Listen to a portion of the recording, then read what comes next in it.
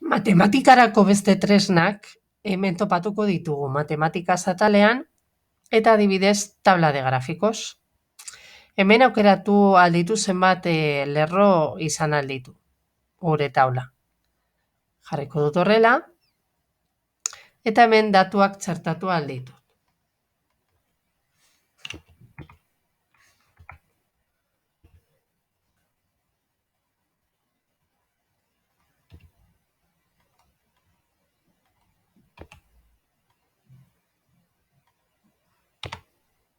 Ez da beharrezkoa kanpoan testuak edo kasu honetan zenbakiak txertatzea.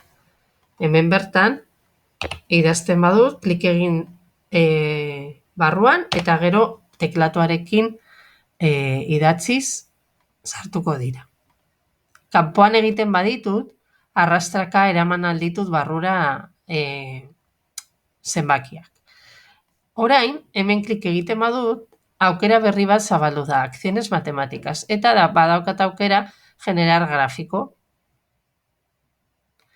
Eta horrela, grafiko desberdinak edo aukera desberdinak izango dituzue, batez ere matematika irakasle entzako.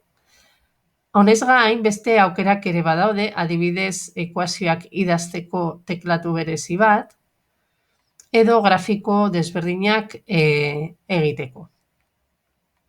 Trasteatu eta ikasi.